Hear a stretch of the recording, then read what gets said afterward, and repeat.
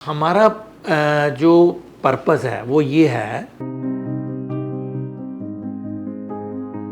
जैसे कलाम साहब को भी था कि हम एक्शन प्लान कैसे बनाएं। सिर्फ पॉलिसीज बनाने से काम नहीं होगा।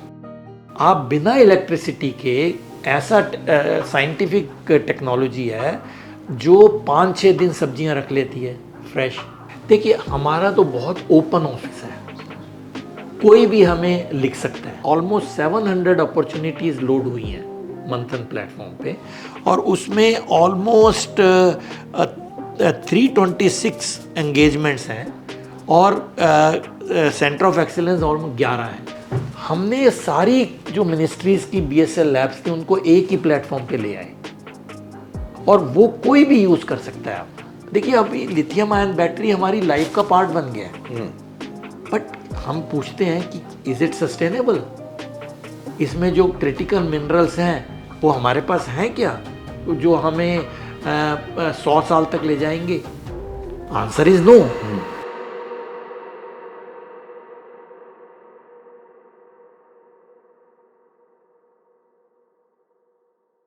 ये डॉक्टर साहब, ये बहुत नई व्यवस्था आपने देश के सामने रखी है कि इंडस्ट्री नए इनोवेशन के लिए पैसा खर्च करना चाहती है लेकिन उसको सोल्यूशन नहीं मिलता। हाँ। तो आपने जो सरकार की एक जिम्मेदारी है वो उस जिम्मेदारी को आपने बहुत आसान तरीके से, तो डॉक्टर साहब अभी तक क्या लगता है मंथन से कितने इंटरप्रेन्योर्स और इंडस्ट्री के लोगों को फायदा हुआ? उसका कोई डेटा या हाँ, कोई ऐसी उसका चीज़ है? डेटा हमारे वेबसाइट पे भी जी, है, जी। बट इट इज़ ऑलमोस्ट जैसे 700 या 800 लोग हमारे उसमें कनेक्टेड हैं।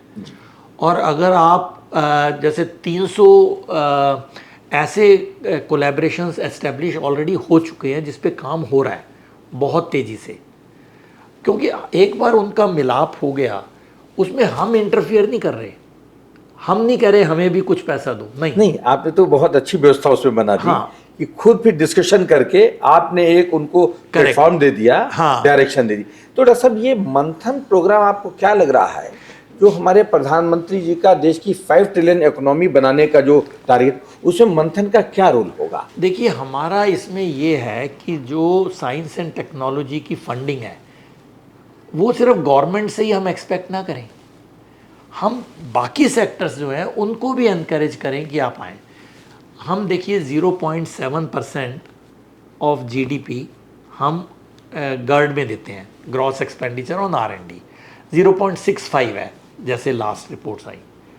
उसमें 50% और ऑलमोस्ट 45% गवर्नमेंट की फंडिंग है, 0.3% बाकी सोर्सेज से है। बाकी अदर आप इकोनॉमी लीजिए, US की लीजिए, साउथ अफ्रीका, जापान, सब की गवर्नमेंट फंडिंग इतनी है 0.5 to 0.6, 0.4 to 0. पर प्राइवेट फंडिंग बाकी बहुत ज़्यादा है, 2 गुना या 3 गुना है। तो अब इस समय हम लोग, आपने जो एक नई व्यवस्था बनाई मंथन, उसमें थोड़ा हेल्प होगी। हाँ, ज़्यादा हम ये नहीं कह रहे कि हम बिल्कुल इसको, ये हमने एक एग्जाम्पल सेट किया कि हम अपने लेवल पे क्या कर सकते हैं। पर जो अभी हमने नया NRF बनाया है, अनुसंधान नेशनल रिसर्च फाउंडेशन, आपने देखा होगा, ये रोल आउट हुआ था कुछ महीने पहले। उसको अब हम एक्चुअलाइज कर रहे हैं, जिसमें ऑफिस ऑफ PSA का बहुत रोल है और DST उसकी एडमिनिस्ट्रेटिव मिनिस्ट्री है, पर वो इंडिपेंडेंट है, DST के पार्ट नहीं है। It's a very interesting experiment, वो इंडिपेंडेंट है। तो उसमें हमारा बहुत ज़्यादा रोल है office of PSA, because we look after. लेकिन डॉक्टर साहब, आपने ये बहुत अच्छा चीज़ नेशनल रिसर्च फाउंडेशन, क्योंकि अमूमन ये देखा जा रहा है कि यूनिवर्सिटीज़ और साइंटिफिक इंस्टीट्यूशंस, उनके पास एक ही चीज़ का रोनर होता है कि हमारे पास रिसर्च के लिए पैसा फंडिंग नहीं है। हाँ। तो और फंडिंग के लिए जो एक नई व्यवस्था आ रही है उसके लिए सब लोग बहुत उत्साहित हैं। हाँ। लालायित हैं कि इसमें क्या चीज़ है। तो डॉक्टर साहब, उसका क्या स्ट्रक्चर क्या होगा? तो उसमें 2 कमेटीज़ हैं। एक कमेटी जो हाईएस्ट है, गवर्निंग बोर्ड कहते हैं, उसके प्राइम मिनिस्टर चेयर है, बहुत ही यूनिक है, क्योंकि पूरा 360 डिग्री विजन होगा कि कंट्री में क्या हमें R&D चाहिए। तो उसमें दो वाइस प्रेसिडेंट्स होंगे, जो साइंस मिनिस्टर हैं, ministry of S&T and education दोनों, और उनके जो उस कमेटी में और मेंबर्स हैं, उसमें PSA will be the acting secretary taking it forward.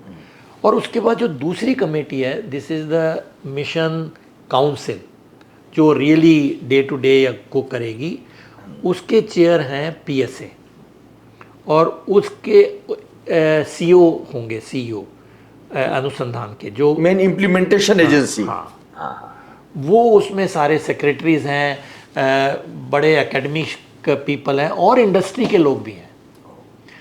पहली वाली कमेटी में भी इंडस्ट्री के लोग हैं। So it is a holistic thing, and our idea is that how can we touch Tier 2 and Tier 3 university cities जहाँ पे funding अभी कम जा रही है, तो उसको हमें देखना है। और हमें ये देखना है कि बेसिक साइंस के साथ साथ हम इसको कैसे करें कि it goes to the next mile. आपको ऐसा एक कब तक लगता है कि डॉक्टर साहब नेशनल रिसर्च फाउंडेशन की वर्किंग हमारे पास? मुझे लगता है अभी जैसे हम ही बात कर रहे हैं, our hope is it will be functional. जी। सेटअप तो हो गई है, जिसमें अभी काफ़ी रेगुलेशंस वगैरह बन रही हैं, क्योंकि नई चीज़ है। हाँ, तो वो एक अलग व्यवस्था है, रेगुलेशन, हाँ, वो बन रही व्यवस्था है, जी। बहुत जोरों शोरों से बन रही है, जिसमें DST मेन लीड है जी।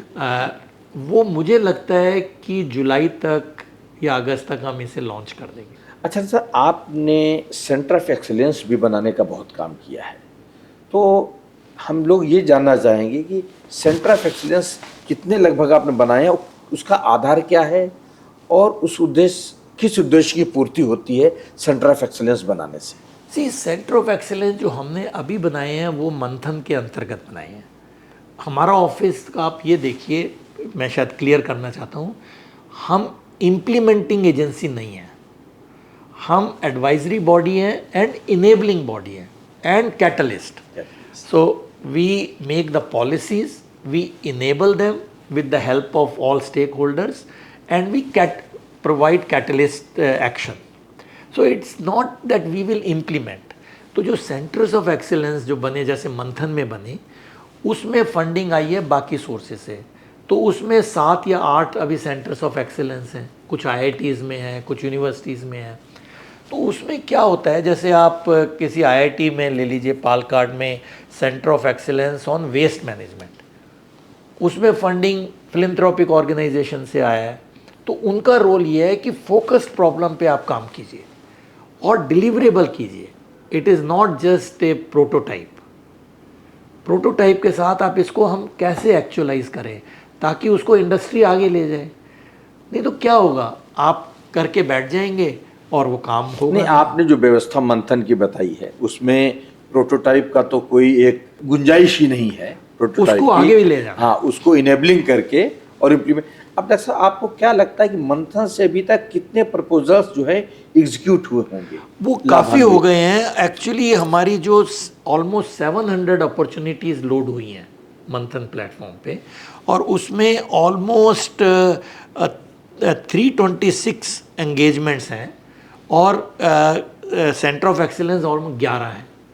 तो उसमें काफ़ी कुछ हो रहा है। ये सभी एक्चुअलाइज नहीं हुआ, कुछ काफ़ी एक्चुअलाइज हो गया है, जो काम शुरू हो गया है, और कुछ ऐसा है जो अभी जैसे कहते हैं ना, ये तो मैच मेकिंग है, उसमें वार्तालाप होगी, एग्जैक्ट हमारे डिलीवरेबल्स फिक्स होंगे, वो बढ़ता है।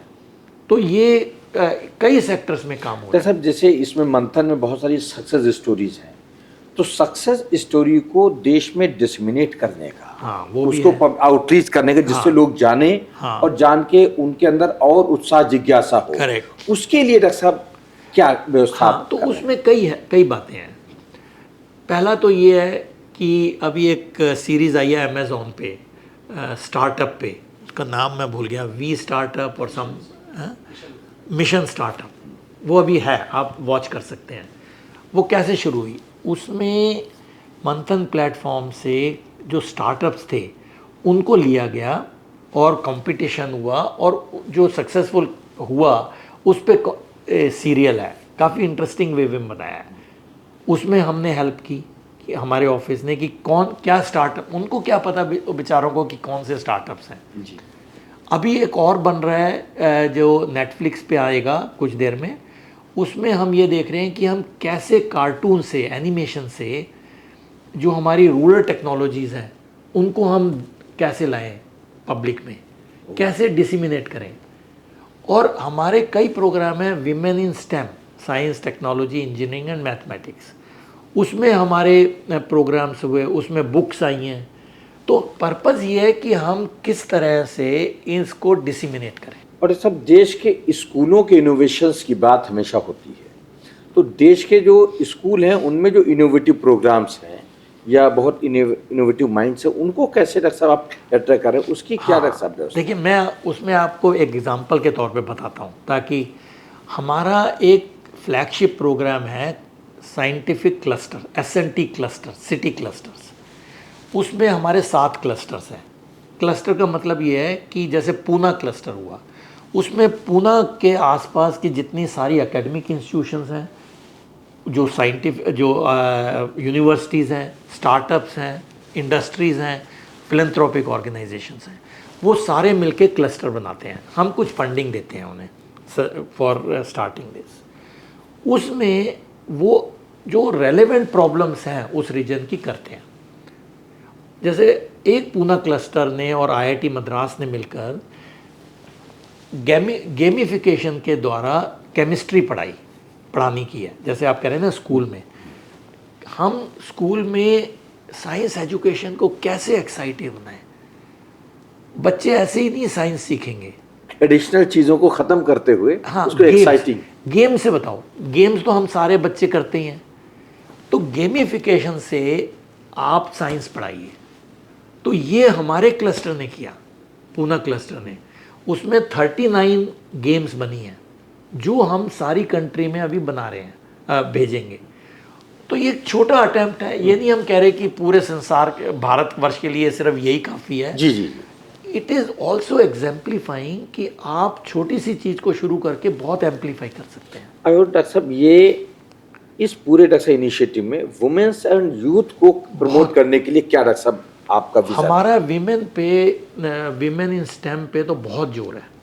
तो उसमें हमने कई ऐसे प्रोग्राम किए जिसमें गर्ल स्टूडेंट्स को हमने स्कॉलरशिप्स दिलवाए थ्रू दिस प्लेटफॉर्म। और कई ऐसे प्रोग्राम हैं जो विमेन इंटरप्रेन्योर्स के लिए हैं, कैसे हम विमेन को एम्पावर करें।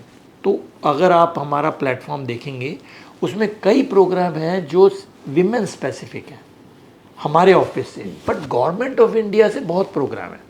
अगर आप DST लीजिए, उनकी कई प्रोग्राम है, किरण जैसे एक प्रोग्राम है, विमेन इंटर्नशिप प्रोग्राम है, कुछ CSIR के प्रोग्राम है, DBT के प्रोग्राम है। Whole of government is completely convinced that unless we make our women empowered in SNT, we cannot be the leader. Exactly doctor साहब। और डॉक्टर साहब, एक और सबसे ज़्यादा महत्वपूर्ण मुद्दा आपने मंथन से जोड़ा है, वो है सस्टेनेबल डेवलपमेंट गोल्स, SDGs। अब SDG के बारे में डॉक्टर साहब, प्रैक्टिकल जो देश में तस्वीर है कि सस्टेनेबल डेवलपमेंट गोल्स के बारे में वही लोग जानते हैं जो लोग SDG से जुड़े किसी भी मुद्दे पर काम करते हैं। ना हमारे अधिकारी जानते हैं, ना साधारण जानते हैं। लेकिन SDG का अवेयरनेस शुरू हुआ है, तो डॉक्टर साहब SDG से जो आपने जोड़ा है उसको प्रमोट करने के लिए डॉक्टर साहब क्या डॉक्टर साहब आप? तो मैं आपको अगेन कुछ एग्जांपल देके बताता हूँ। आप जैसे जानते हैं कि SDG 17 गोल्स हैं जो हमें डिफरेंट वर्टिकल्स में आते हैं। उसमें एक वर्टिकल है हेल्थ। नाउ हेल्थ अगर आप कन्वेंशनल तरीके में देखें तो आप कहेंगे अच्छा भाई अच्छी हेल्थ होनी चाहिए, ये कीजिए वो कीजिए। पर जो हमारे ऑफिस ने एक बहुत इम्पॉर्टेंट मिशन बनाया जो अभी हमने शुरू किया है, called one health mission. One health mission, हाँ, तो मुझे उसके लिए 2 मिनट दीजिए, मैं समझाऊंगा आपको। वन हेल्थ में हमने क्या देखा, कोविड के जो एक्सपीरियंस हुआ, अगर आप ह्यूमन हेल्थ लेते हैं और इसको आइसोलेशन में देखेंगे, उसका लिमिटेड इफेक्ट आएगा। हमें वन हेल्थ में ह्यूमन हेल्थ, एनिमल हेल्थ और वाइल्ड लाइफ एनवायरनमेंट तीनों को मिला के चलना है। क्योंकि आपको देखिए जो डिजीज़ेज आती हैं वो तो आप एवियन फ्लू लीजिए, वो तो किसी और से आ रही हैं।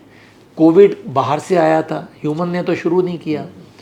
तो इस वन हेल्थ मिशन में हमने कई वर्टिकल्स बनाए हैं। ये मिशन लॉन्च हो गया है। ये इसमें 11 मिनिस्ट्रीज इन्वॉल्व हैं, यानी वन हेल्थ मिशन में। हाँ, 11 मिनिस्ट्रीज इकट्ठा मिलके काम कर रही हैं, जो ऑलरेडी कुछ कुछ कर रही थी पर गैप्स थे। तो इसमें सारे साथ आए हैं और ICMR की एक में इसको लीड कर रही हैं। उसमें उन्होंने वन हेल्थ इंस्टीट्यूट बनाया है जो नागपुर में आ रहा है। उसमें 11 मिनिस्ट्रीज सारी की सारी मिलके इसको देखेंगी। ये तो SDG है।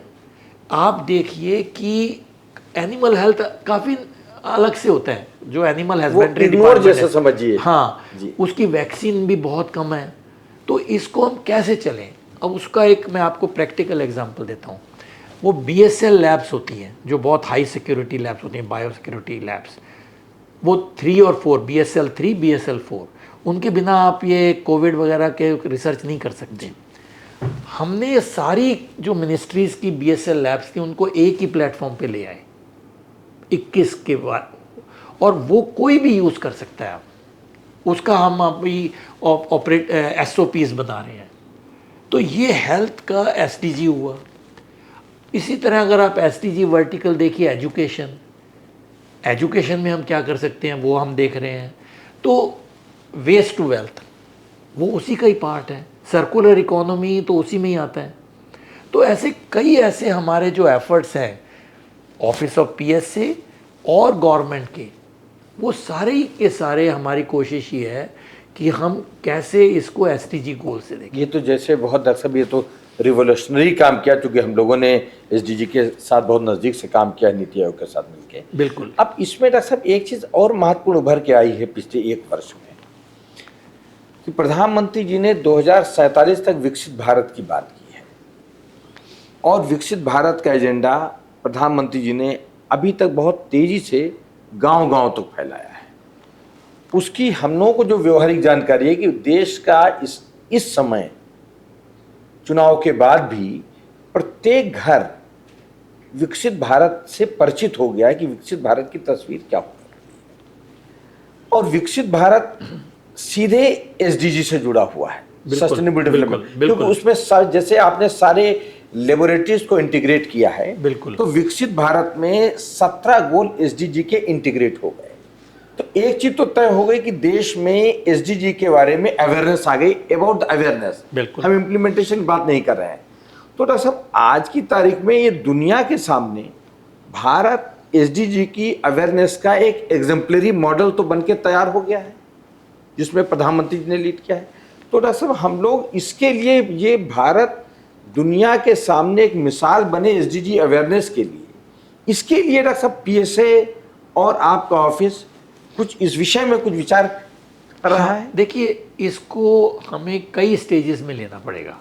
जैसे जो अभी प्रोग्राम लॉन्च हुआ है life for sustainable thing, for life programme, LIFE, जो नीति आयोग ने किया, वो क्यों है? वो इसीलिए है कि हम कैसे अपनी जो कंजम्पशन है कैसे उसको संतुलित करके एक सस्टेनेबल लाइफस्टाइल बनाएं। वही that is the life mission. तो उसमें हमारा रोल ये है कि हम जहाँ भी कुछ जो भी सेक्टर में हमारा S&T इंटरवेंशन है वो हम लाएं और वो हर नागरिक से जुड़ें। अब देखिए, रिन्यूएबल एनर्जी है, renewable energy is a part of climate change mitigation. तो उसमें आप देखिए कि बहुत सारे कुछ हो रहे हैं, क्योंकि जब तक आप S&T इंटरवेंशन नहीं लाएंगे वो स्केल अप नहीं होगा। ये तो आप मान के चलिए, व्यवहारिक चीज़ है। हाँ, तो उसमें हम कैसे ग्रीन हाइड्रोजन को प्रमोट कर रहे हैं, हम कैसे EVs को प्रमोट कर रहे हैं, इलेक्ट्रिकल व्हीकल्स, हम कैसे न्यू बैटरी टेक्नोलॉजीज़ ला रहे हैं, ये सब मिलके होगा ताकि ये हम सबकी लाइफ का पार्ट बन सकें। देखिए, अभी लिथियम आयन बैटरी हमारी लाइफ का पार्ट बन गया है, बट हम पूछते हैं कि इज़ इट सस्टेनेबल? इसमें जो क्रिटिकल मिनरल्स हैं वो हमारे पास हैं क्या, जो हमें 100 साल तक ले जाएंगे? Answer is no. तो उसमें हमें क्या ऑल्टरनेट केमिस्ट्रीज करनी है। तो ये बहुत ही एसएनटी से बहुत ही गुथा हुआ सवाल है, जिसके बिना आप एसडीजीज के जो गोल्स हैं, जो चाहत है, वो पूरी नहीं होगी। अच्छा डॉक्टर साहब, आपका एक सबसे महत्वपूर्ण आपके ऑफिस का एक एलिमेंट है डैशबोर्ड। उस डैशबोर्ड की चर्चा सब देखे हैं कि जो मंथन डैशबोर्ड है आपका, तो वो डैशबोर्ड सब क्या मैसेज देता है और उससे लोगों को क्या संदेश मिलेगा, क्या जानकारी ले सकते हैं? देखिए, हमारा डैशबोर्ड का पर्पस है साइंस एंड टेक्नोलॉजी को डेमोक्रेटाइज करना। हम चाहते हैं कि जो हमारे एसएनटी की पावर्स हैं, जो हमारी अचीवमेंट्स हैं, जो हमारी कैपेबिलिटीज़ हैं, जो हमारा इंफ्रास्ट्रक्चर है, उनको हम हर नागरिक तक ले जाएं। तो उसी में जैसे मैंने बताया, जो मैच मेकिंग है, हमारा एक और प्लेटफॉर्म है, वो है आई स्टेम। वो प्लेटफॉर्म ये है जो Indian institute of science Bangalore हम होस्ट कर रहा है, जो हमारा इनिशिएटिव है कि जो आपके साइंटिफिक इंस्ट्रूमेंट्स हैं, जो सरकार ने खरीदे, सरकार ने पैसा खर्चा, वो सबको क्यों नहीं मिल रहे। सपोजिंग अगर मैंने कुछ खरीदा, वो लखनऊ यूनिवर्सिटी में अगर किसी को चाहिए तो कैसे मिले। तो उसमें हमें डैशबोर्ड बनाया है कॉल्ड आई स्टेम।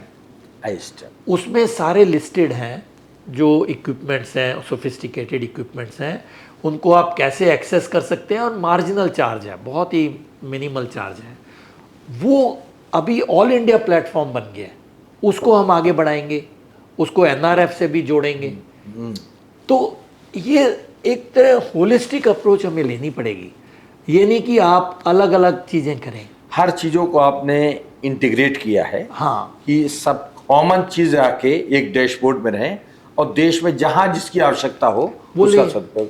अब डॉक्टर साहब, ये एक प्रश्न और इम्पोर्टेंट है कि 2047 में जो प्रधानमंत्री जी का विकसित भारत बनाने का जो एजेंडा है, जिस पर सारे लोग बहुत तेजी से काम कर रहे हैं, इसमें साइंस एंड टेक्नोलॉजी की क्या भूमिका है और इसमें इसके लिए किस तरीके की इकोनॉमिक ग्रोथ की ज़रूरत होगी और उसमें एसएनटी का क्या योगदान है? देखिए, जो इसमें बहुत काम हो रहा है, कई कमेटीज़ हैं जो इसको देख रही हैं डिफरेंट सेक्टर्स में।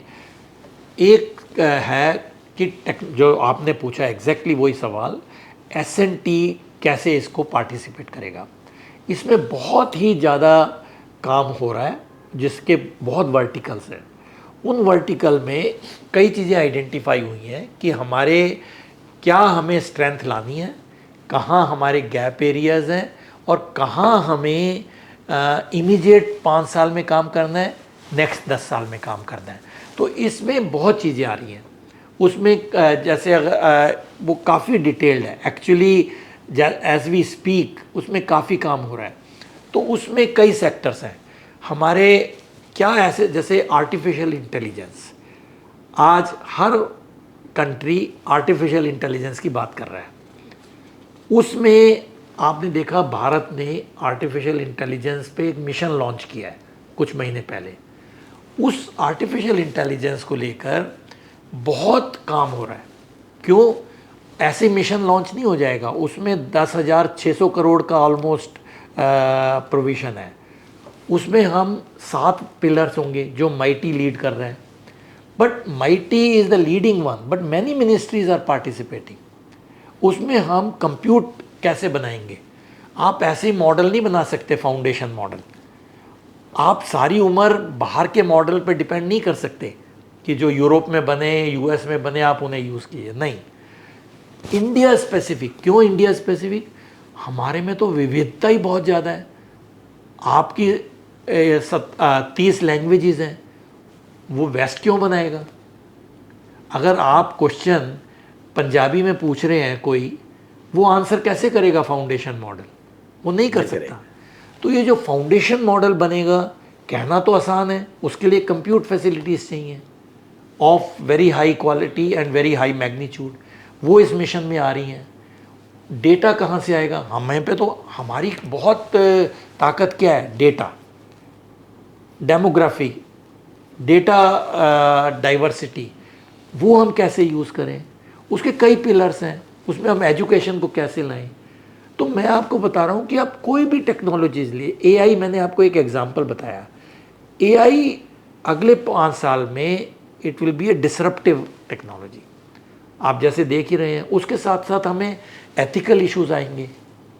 अगर आप जब से अब डीप फेक तो हर बच्चे को पता है, हम कैसे अवॉइड करें डीप फेक? तो सब हिंदुस्तान ये जो आर्टिफिशियल इंटेलिजेंस और डीप फेक आया, इससे देश की सुरक्षा को, अन्य एजेंसीज को, साइंस, अभी कुछ दिन पहले एम्स के सारे साइबर अटैक, तो डॉक्टर साहब हिंदुस्तान इसको कैसे फेस करेगा, उसकी क्या तैयारी है? नहीं, ऑलरेडी हम कर रहे हैं एक्चुअली। आप cyber security is a very very important issue. क्यों? हम पूरा चाहते हैं इंडिया डिजिटल हो, हम ही नहीं पूरा वर्ल्ड चाह रहा है, ट्रांसपेरेंसी के लिए, ease of communication, all that. But इसके साथ साथ cyber security is very important. अगर आपका कंप्रोमाइज़ हो गया डेटा तो इट्स वेस्ट। हेल्थ का डेटा कितना कंप्रोमाइज़ हो सकता है? तो उसके लिए साइबर सिक्योरिटी के we have the methodologies, we have things in place and they have to be amplified. AI और साइबर सिक्योरिटी का बहुत ही घनिष्ठ रिश्ता है। AI for cyber security and cyber security for AI, both are important. अब doctor साहब सबसे इम्पोर्टेंट चीज़ ये है कि जैसे देश में भारत को तीसरी दुनिया की बड़ी अर्थव्यवस्था बनाने का काम हो रहा है, लेकिन हम कहीं ये नहीं सुन रहे हैं कि भारत साइंस और टेक्नोलॉजी में इंटरनेशनल प्लेटफॉर्म पे कहाँ पे खड़ा है या हमको कहाँ जाना है। भारत पहली शक्ति है, दूसरी है, 10वीं है, और किस दिशा में हम बढ़ना चाहते हैं दुनिया में साइंस एंड टेक्नोलॉजी के प्लेटफॉर्म पर। कौन सी शक्ति महाशक्ति बनेगी, दूसरी शक्ति बनेगी, उसके बारे में डॉक्टर साहब आपका क्या विचार है? हाँ, इसके आपने काफ़ी कॉम्प्लेक्स क्वेश्चन पूछा है, उसका मैं 2 मिनट में जवाब देने की कोशिश करूँगा। इस साइंस एंड टेक्नोलॉजी में कई मैट्रिक्स होते हैं, तो आप कैसे जज कर रहे हैं? पहला आप जज ये करेंगे कि हमारी एजुकेशन का लेवल कितना है, हायर एजुकेशन का, स्टेम का। उसमें अगर आप देखें, उसको कहते हैं FTE, फुल टाइम इक्विवेलेंट। कितने साइंटिस्ट आपके काम कर रहे हैं साइंस में और टेक्नोलॉजी में, मैंने इसे साइंस, टेक्नोलॉजी, इनोवेशन सब मिलके, वो नंबर कंट्री का हमारा कम है। हमारा है ऑलमोस्ट 260 पर मिलियन। 260 पर मिलियन। 10 लाख में almost 300 people are in science and technology related field. ये नंबर कम है। मैं इसलिए कह रहा हूँ कि हम we should recognise our gaps also, वो उसको हमें बढ़ाना है। But even in spite of this, अगर आप हमारे नंबर ऑफ पब्लिकेशंस देखिए स्टेम में, you will be surprised, we are third in the world. We are third in the world in about number the of publications. But अगर आप और गंभीर सवाल पूछें कि टॉप 1% में इंडिया की पब्लिकेशंस कितनी है, वहाँ हम थर्ड नहीं है, वो हमें इंप्रूव करना है। इसका मतलब ये हुआ कि हमारे नंबर्स आ रहे हैं, उसके साथ साथ हमें क्वालिटी भी लाना है।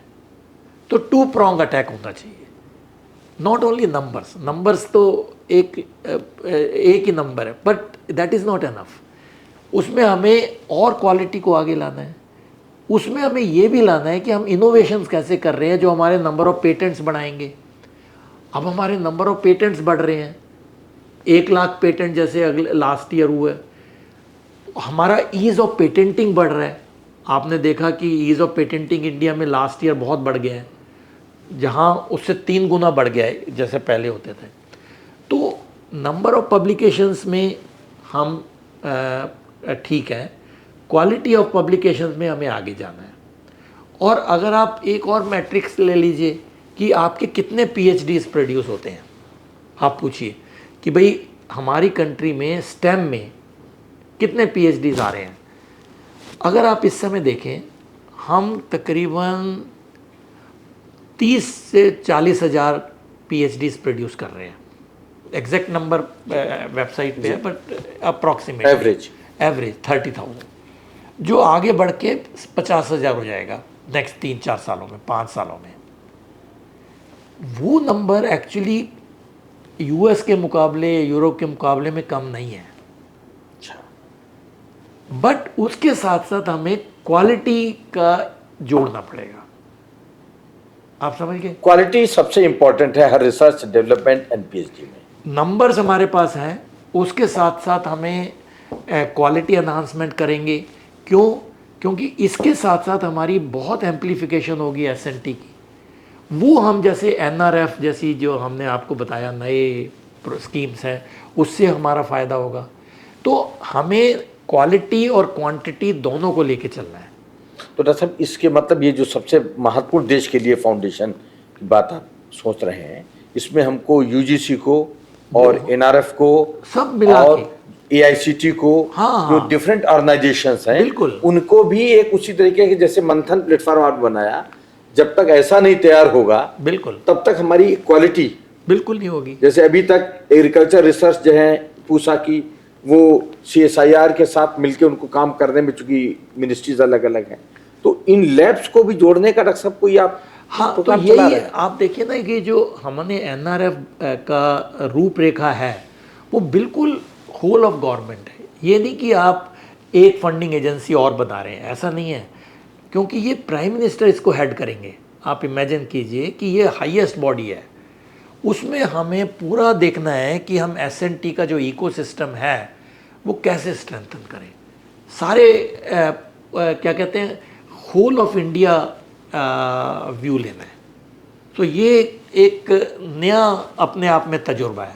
ये डॉक्टर साहब, एक प्लास्टिक वेस्ट की भी समस्या देश में है, और उसमें अलग अलग ऑर्गेनाइजेशंस ने, कोई बायोडिग्रेडिंग के जरिए कर रहा है, कोई किसी कर रहा है, कोई रिकॉग्नाइज है, कोई रिकॉग्नाइज नहीं है। छोटे छोटे स्टार्टअप्स ने भी एक नई नई टेक्नोलॉजी की है।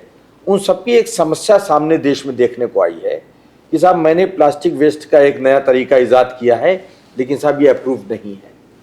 सक्सेस हो रहा है, चल रहा है, तो उसके लिए डॉक्टर साहब इंटीग्रल क्या एक विजन और नीति इसमें काम अभी करना पड़ेगा। और मैं ये नहीं कह रहा कि सब काम हो गया। इसका एक तरीका हो सकता है जो हमने जल जीवन मिशन के साथ किया, जिसमें ऑफिस ऑफ पीएसए का लीड रोल है। उसमें क्या है, मैं एक एग्जांपल दे देता हूँ। उसमें हमने ये किया कि अगर आपके पास कुछ टेक्नोलॉजी है वेस्ट वाटर को ट्रीट करने की, कुछ और टेक्नोलॉजी है जो वाटर से रिलेटेड है, और आपको स्टेट गवर्नमेंट ले नहीं रही, आप कह नहीं रहे भाई, आप जाते हैं वो कहते हैं हम कैसे आपको ट्रस्ट करें।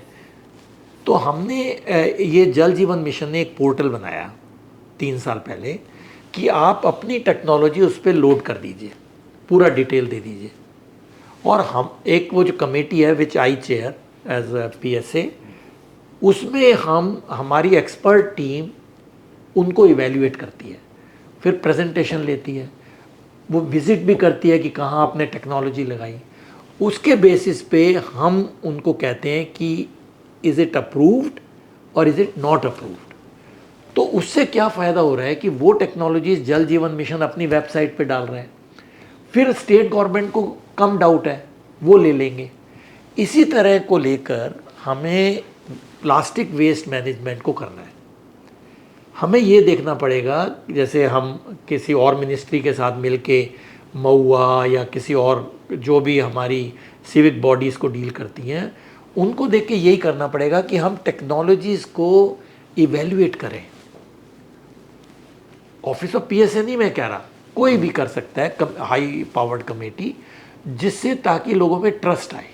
आपने बहुत अच्छी बात की जल जीवन मिशन का उदाहरण से, कि प्लास्टिक वेस्ट के बारे में डॉक्टर साहब अगर कोई इस तरीके की आप पोर्टल ऐसा कोई बनाएं, तो मुझको लगता है कि बहुत सारे स्टार्टअप्स उसमें सामने आएंगे, बिल्कुल, और देश को एक लाभ मिलेगा 100%। क्योंकि ये बात हम लोग मार्केट में देखते हैं कि कोई इस प्लेटफॉर्म पे जा रहा है, कोई इस पर जा रहा है, लेकिन वो कह रहा है कि साहब मेरी अप्रूव नहीं है, मैं कहाँ जाऊँ।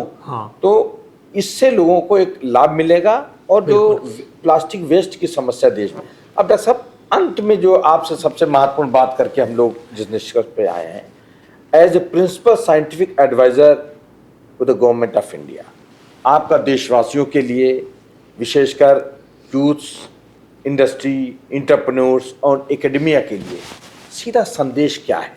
वो लोग क्या डॉक्टर साहब किस संदेश को लेके आगे 2047 के लिए अपने को तैयार करें? मेरा कहना ये होगा कि हम साइंस एंड टेक्नोलॉजी को बेस मानकर आगे बढ़ें।